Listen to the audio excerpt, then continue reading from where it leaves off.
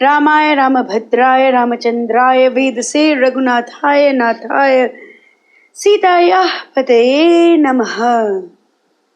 Ayodhya Kand, chapter number 2, the vote of the people. The recitation begins now.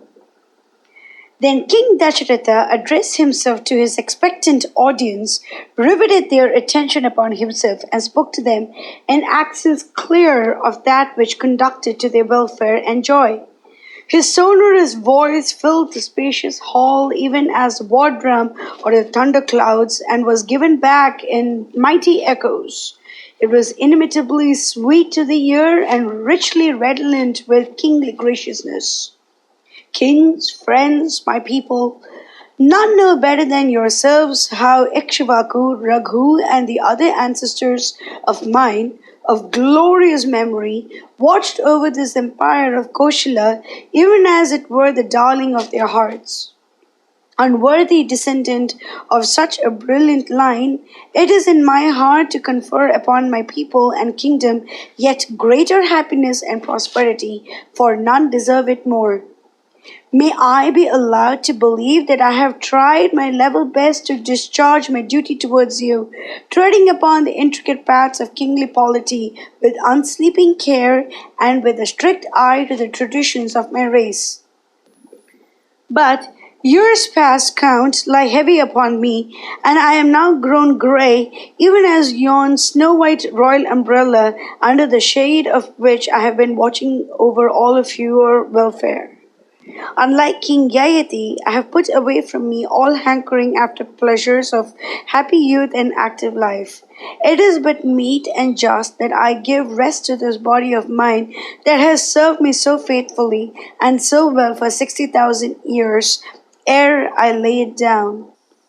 My broad shoulders have borne for unnumbered centuries this mighty burden of state, and cannot but be wearied beyond words. For it is no light task, even for the young and temperate, who are richly dowered with energy, valor, and tact. It is beyond the dreams of such as are not stern masters of their senses, and allow them to lead their steps astray. It requires varied kinds of accomplishments and means.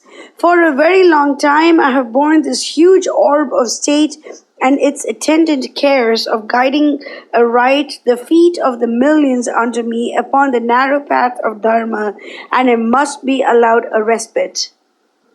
If the saintly Brahmanas here, my friends and my people, give their unqualified assent to my proposal, I mean to place my son in charge of the kingdom and enjoy a short period of quiet.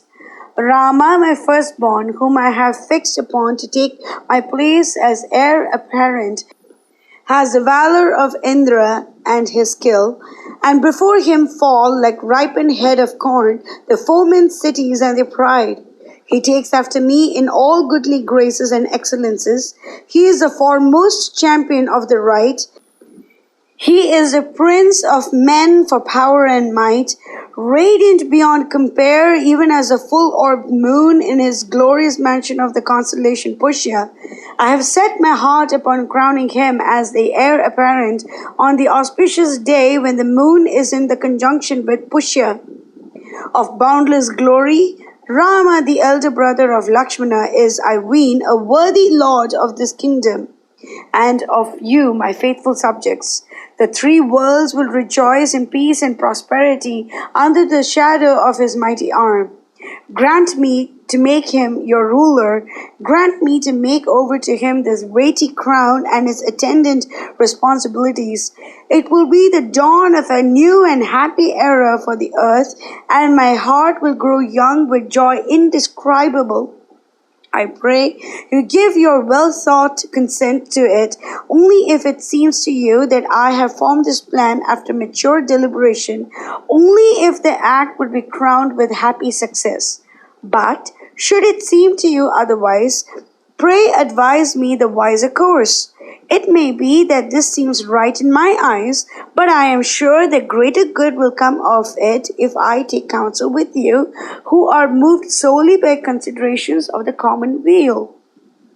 The princes assembled heard him out of rapt attention, and answered back in glad acclaim as gay peacocks rejoice at the welcome sound of surcharged clouds. The vast crowd lifted its voice in mighty applause, the echoes of which shook the huge dome of the audience hall to its very base. Then Maharishi Vashishta and the holy Brahmanas, the invited kings and princes, citizens and the provincials took deep counsel, each with himself, and then together a keen observation of the time, the place, the face, and the features of the king convinced them that he regarded it as an act of duty to nominate the heir apparent in his lifetime. And with one accord they gave the answer to Dashratha, Lord of men, long years have you reigned over us in glory and have grown gray in years in consequence. So we pray that you install your eldest son Rama as the heir apparent. Doubt not that we are well aware of your care and solicitude for the welfare of this kingdom, even when the long centuries have rolled over you. But our eyes yearn to be blessed with the sight of Rama riding along in royal pomp on the huge state elephant, while the royal white umbrella comes all enviously now and then between us and the glory of his countenance. We can but pray to you, and it rests with you to make it fruitful. Dashratha feigned not to catch the drift of their appeal and said, Kings and people, I do not really see how you can desire to have Rama as your lord and ruler when you yourself bear grateful testimony to my able and watchful care over you. I pray you tell me the truth of it. Then all the people made ready reply, prince and peasant, high and low. Blame us not in that we find in Rama your son rare and matchless perfections. Here is described the all unworthy upon the countless graces of body and mind of Rama, the idol of our hearts like unto the high gods, and trained in the ways of righteousness by eminent men. Joy unspeakable and affectionate love well up in the hearts of those that speak of it, of those that listen to it, of those that contemplate it. In him valiant might is ever fruitful. The Lord of the Celestials claims not higher attributes. He towers aloft over the kings of the royal line of the Ikshvakus. That best of men is ever intent on dharma, on truth and law. From him flow unmasked dharma and wealth, the fruit thereof. Of happy presence, the bright lord of nights delights not your subjects more.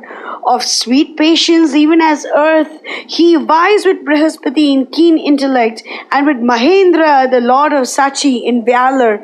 He has sounded the depths of duty, general and particular, of unfailing resolve, yet his greatness offers no bar to sincere and intimate converse with lower grades of intellect. He has put away from himself envy, that causelessly sees in others faults that are not. The defects of those that seek refuge in him have no power to ruffle his forbearing spirit. He ever labors to conciliate the anger and soothe the grief of those that chance to offend him.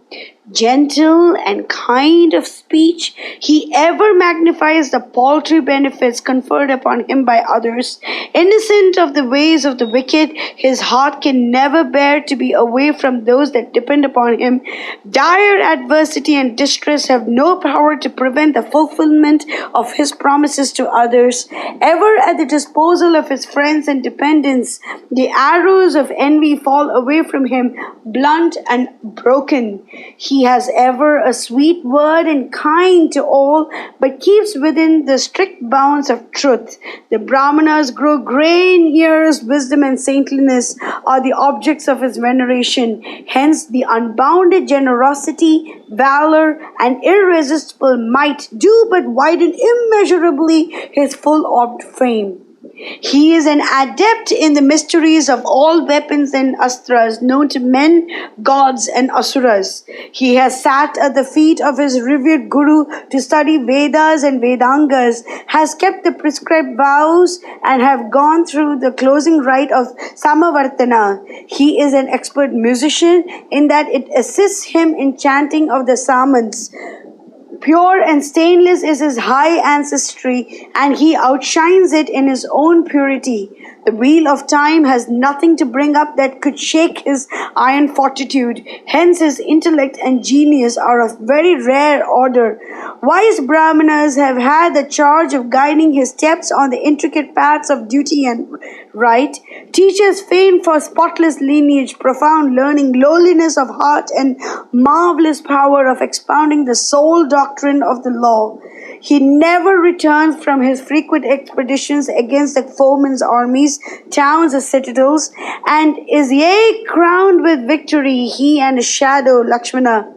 His military duties over, he comes back to the capital on horse or elephant, chariot or palanquin, and fails not to make paternal inquiries about the welfare of the citizens, deep and searching. Dear sirs, is it all well with you, your wives, your children, and your pupils?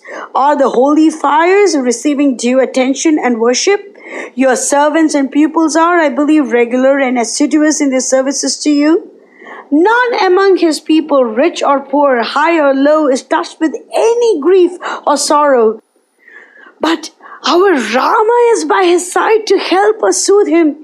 He never forgives himself for it, nor forgets, for, says he, mind the blame, mind the fault, since they are my charge.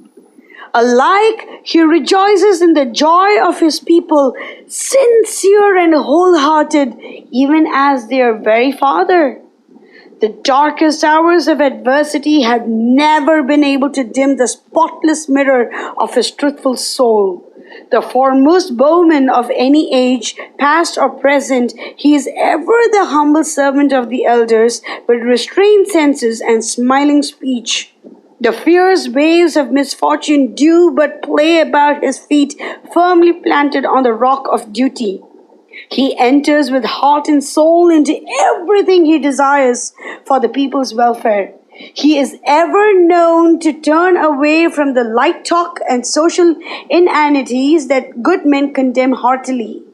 Brihaspati has not such a wealth of ready wit and quick repartee.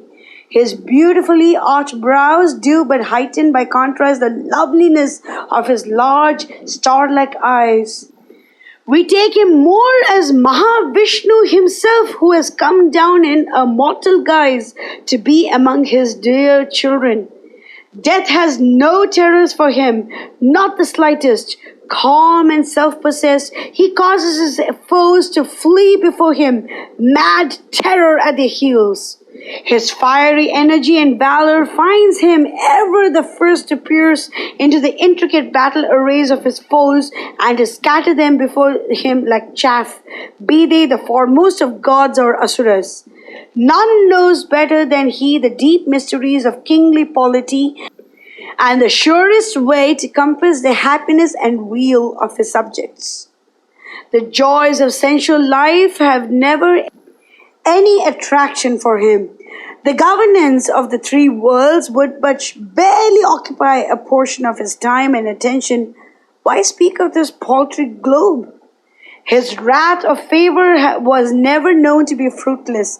The guilty ever found his hand heavy upon them, but the innocent never came in for a share of his displeasure. One has but to find the slightest favor in his eyes to have his heart's wishes fulfilled to the uttermost. Unruffled patience and other countless excellences that claim the applause and love of the people shed a halo of glory around him, even as a noonday sun crowned with its fiery rays. Nay, dear Lord, we are convinced that he is sent down on earth by the giver of good to be your son and confer upon you untold happiness, even as the Almighty deigned to bless Marichi with his boy Kashyapa.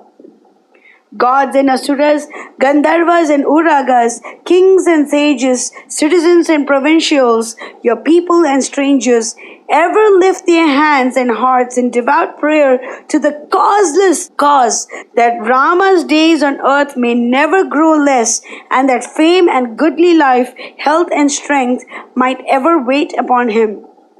Stately matrons, light-hearted girls and dames, staggering under the burden of their years, ever offered devout and careful worship to every god, high and low, morn, noon, and dewy eye, that their darling, beloved Rama may be crowned as heir apparent.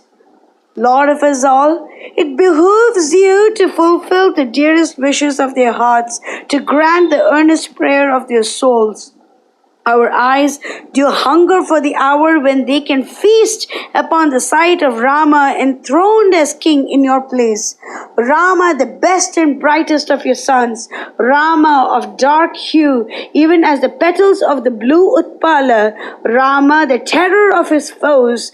None have been known to seek you in vain. Hence our earnest prayer that you crown your long and glorious reign with an act of supreme grace to us, by placing over this realm Rama, like unto the Lord of the universe, ever intent on the common weal and the center of all that is good and great. Let not envious time come between us and the realization of our hopes. Mangalam Koshalendraya Mahaniya Gunapye Chakravarti Dhanurjaya Sarva Bhaumaya Mangalam.